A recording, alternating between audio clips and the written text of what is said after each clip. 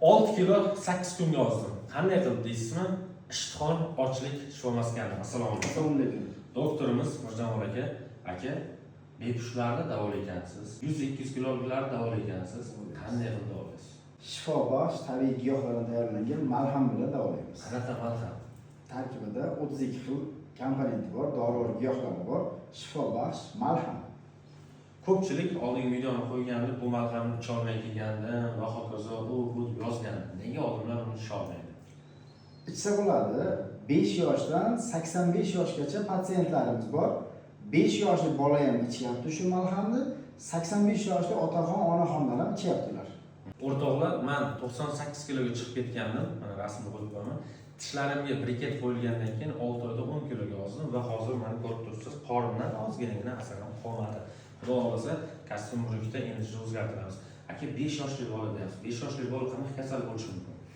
5 yoshli bola ichki kasalliklar bilan, gijja qurtlar bezovta qilsa, 70 yoshli, 75 yoshli otaxon, onaxonlarni ko'ryapman. 8 kundan beri o'zim shu yerdaman. Ular nimaga kelishgan? ular umrini yanada uzaytirish uchun, sog'lomlashtirish uchun, ichki kasalliklardan forig' bo'lish uchun jigar, o't pufagi, oshqozon osti bezi, buyraklar, Ozg'in odamni semirtirib beradigansiz. ozg'in odamni semirtirib beramiz, semiz odamni ozdirib beramiz. Gapmi. O'rtoqlar, men bundan ro'porosa 13 yil oldin to'yimdan, uylanishimdan oldin kelganimda mana kelib semirib ketgandim. Men shunchagina bola edim. Katta o'g'ronlar bilishadi, dadam bilan gazet sotib yurganlarimda. Hozir endi semirib ketganimdan ozish uchun yana keldim. Aka, gap yo'q. Hozir bitta taroziga ko'rsatay. Katta o'g'ronliklar diqqat bilan ko'ring. Men bundan ro'porosa 8 kun oldin ochlik ishtihon bolnitsasiga kelganda 86,5 kilo edim. Hozir mana qancha bo'lamiz? 81,2.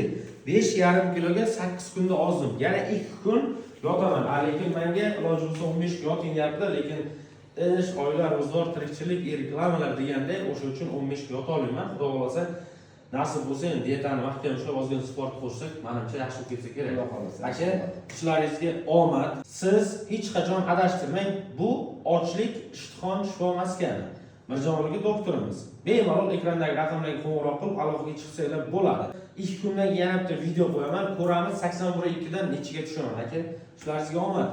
Ochlik, ishtihon profiliga o'tib obuna bo'lib qo'yasiz. Semizlikdan sizni qiynayapti. Butun O'rta Osiyodan kelaverasiz. Eng uzoq joy. Bemorlar qayerdan kelgan?